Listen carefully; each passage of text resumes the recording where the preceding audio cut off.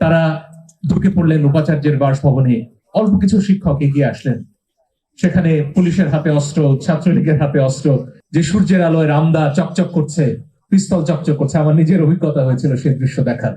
যেদিন শহীদ ফারহান ফায়াজের মৃত্যু হয়, সেদিন রাস্তায় যখন ছবি তোলার চেষ্টা করছিলাম, সেই উত্থাত রিভলভার হাতে এগিয়ে এসেছিল মৃত্যু, কেড়ে নিয়েছিল আমারই ছোট ভাই, আমার স্কুলের ছোট ভাই ফারহানকে। কিন্তু যখন এই বিশ্ববিদ্যালয়ের সাধারণ ছাত্রছাত্রীরা সবাই এক হয়েছেন, তারা ভয়ে পালিয়ে যেতে বাধ্য হয়েছে। দুহাতে দুটো ইটের টুকরা নিয়ে এই জাহাঙ্গীরনগর বিশ্ববিদ্যালয়ের সাধারণ ছাত্রছাত্রীরা যে প্রতিরোধ গড়ে তুলেছিলেন, তা ইতিহাসে লেখা থাকবে নিরস্ত্রের প্রতিরোধ হিসেবে। কিভাবে অস্ত্রের বিরুদ্ধে, বন্দুকের বিরুদ্ধে, শটগানের বিরুদ্ধে, টিয়ার শেলের বিরুদ্ধে দাঁড়ানো যায়, সেটা এই জাহাঙ্গীরনগর বিশ্ববিদ্যালয় প্রমাণ করেছে। আমার বিশ্বাস তারা বারে বারে সেটি প্রমাণ করবে।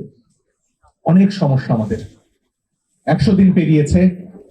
শহীদদের পিতাদের কণ্ঠে, পরিবারের কণ্ঠে যখন আক্ষেপের কথা শুনি, তখন মনে হয় এত সমস্যা আমাদের, কটা আমরা সমাধান করতে পেরেছি। প্রশ্ন হচ্ছে, সব সমাধানের দায়িত্ব কি শুধু এই আসিফের, শুধু উপদেষ্টাদের, নাকি আমাদেরও কিছু করণীয় আছে? অনেক বিষয় নিয়ে আমরা বিবাদ করতে পারি, অনেক বিষয় নিয়ে আমরা কলহে জড়াতে পারি, সন্দেহ নেই। অনেক সমস্যা আমাদের, তাতেও কোনো সন্দেহ নেই। দ্রব্যমূল্য বাড়ছে, আজও প্রতিদিন শ্রমিকরা মাঠে নামছেন, তাদের ন্যায্য পাওনা, তাদের মজুরিটা তাদের পকেটে পৌঁছয়নি বলেই নামছেন। সে দোষ তাদের দিয়ে লাভ নেই।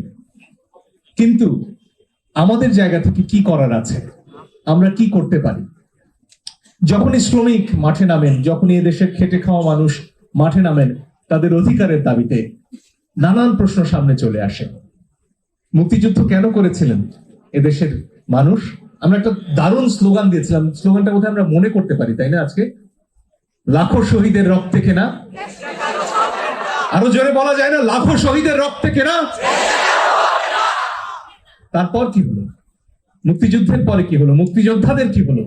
যুদ্ধাহত মুক্তিযোদ্ধাদের কি হলো? দেশটা কিছু মানুষের পকেটে চলে গেল না? সেই পকেটে যাওয়া খুব সহজ। মুক্তিযুদ্ধের পরে প্রশ্ন উঠেছিল যে 9 মাস যে আমলাতন্ত্র এই পাকিস্তানি সেনাবাহিনীকে এই গণহত্যায় সাহায্য করলো, তাদের কি হবে? উত্তর হলো, এদের ছাড়া দেশ চলে না। এই জাহাঙ্গীরনগর বিশ্ববিদ্যালয়ের একজন সমন্বয়ক স্পষ্ট করে বলেছিলেন, এই আমলাতন্ত্রকে ধ্বংস করতে হবে। আজকে যখন আমরা একজোট হয়ে শেখ হাসিনাকে ছুড়ে ফেলেছি আস্থা করে, আওয়ামী লীগকে ছুড়ে ফেলেছি ইতিহাসের রাস্তা করে, তারপর আমরা কি মনে করছি আমাদের কাজ শেষ হয়ে গেছে? এই যে 100-র বেশি শ্রমিক জীবন দিয়েছেন, তাদের জীবন দান কি শুধুমাত্র একটা নির্বাচনের জন্য? তারপর সেই একই ব্যবস্থা থেকে যাবে? একদিকে লোভী ঔষধের যক্ষিত ব্যাংকে কোটি কোটি টাকা পাষাণ স্তূপের মতন জমা হবে? তার তো পরিবর্তন প্রয়োজন। কিন্তু এই পরিবর্তনের কথা যখন সাধারণ মানুষ, শোষিতরা একজোট হয়ে বলতে চান, তখন তাদের মধ্যে বিভেদ সৃষ্টি করা হয়। এবং এই প্রশ্নে বিভেদ সৃষ্টি করে, যাতে মূল যে আমাদের দাবি, আমরা ন্যায় বিচার চাই, আমরা গরিবের অধিকার চাই, সেখান থেকে যেতে আমাদেরকে সরিয়ে না দিতে পারে। সে ষড়যন্ত্র চলছে, দেশে চলছে, দেশের বাইরে চলছে, চলবেই। কিন্তু আমরা যদি নিজেদের জায়গা থেকে শক্ত থাকি, এক থাকি, তাহলে সেটা করা সম্ভব নয়। এবং আমার দৃঢ় বিশ্বাস জাহাঙ্গীরনগর সেই পথ আমাদের দেখাতে পারবে। যেমন করে ঢাকা জাহাঙ্গীরনগর বিশ্ববিদ্যালয় আগলে রেখেছে, এই পথ দিয়ে যখন জনস্রোত এসেছে, ঢাকার মানুষ দেখেছে তাদের পক্ষের জনস্রোত এসেছে, অন্যায়ের বিরুদ্ধের জনস্রোত এসেছে, তেমনি এক থাকার প্রশ্ন আমার দৃঢ় বিশ্বাস জাহাঙ্গীরনগর আমাদেরকে পথ দেখাবে।